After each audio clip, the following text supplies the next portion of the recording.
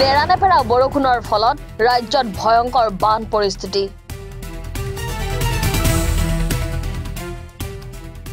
বোকাখাটত 37 নং ৰাষ্ট্ৰীয় ঘাইপথৰ ওপৰেদি বাগৰিছে পানী। চপৰে এৰিছে পকী পথৰ শিল আলকতৰা। উভালি পৰিছে প্ৰকাণ্ড গছ। যোৱা 2টা দিন ধৰি ৰাজ্যত নেৰানেপেৰা বৰষুণ। বোকাখাটত 37 নং ৰাষ্ট্ৰীয় ঘাইপথৰ ওপৰেদি বাগৰিছে পানী। বোকাখাট লতাবাৰীৰ সমীপত 37 নং ৰাষ্ট্ৰীয় ঘাইপথৰ ওপৰত বাগৰিছে হুৰাহুৰে পানী।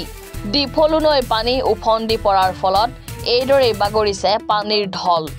ইতিমধ্যে দেখা গৈছে চপৰে এৰাইছে পকা ৰাস্তাৰ শিল আলকতৰা। লগতে মুখলধাৰ বৰষুণৰ ফলত বোকাখাটৰ বিভিন্ন অঞ্চলত ঘৰে দুৱাৰে সোমাল পানী। বহু ঠাইত বাগৰিল প্ৰকাণ্ড গছ। বোকাখাটৰ কলাখোৱা গাঁৱত নিশাৰ ভাগত ঘৰে দুৱাৰে হুৰাহুৰে সোমাল পানী। বোকাখাটৰ 37 নং ৰাষ্ট্ৰীয় ঘাইপথৰ কেইবাঠাইও পানীত ডুব গৈছে। নিশাৰ ভাগত যাতায়াত কৰা যান বাহন ভীষণ অসুবিধাৰ সন্মুখীন হৈছে। এইদৰে পানী বাঢ়ি থাকিলে উজনি নামনিৰ একমাত্ৰ যাতায়াতৰ পথ 37 নং ৰাষ্ট্ৰীয় ঘাইপথ হয়তো অতি সোনকালে বন্ধ হোৱাৰ সম্ভাৱনাই প্ৰকট হৈ পৰিছে। এতিয়া around 50 ঘৰমান মানুহ আহিছে কলাখোৱা গাঁৱত।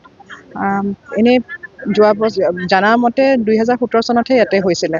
এবাৰ কিন্তু খুব মানে একদম অহৰহ বাৰিষাৰ কাৰণে পাহাৰৰ পানীটো আহি পেলাই ডিফলুৰ নৈৰ পানীখিনি মানে বেকফ্ল' কৰাৰ কাৰণে মানুহৰ ঘৰত অলপ পানী সোমাইছে।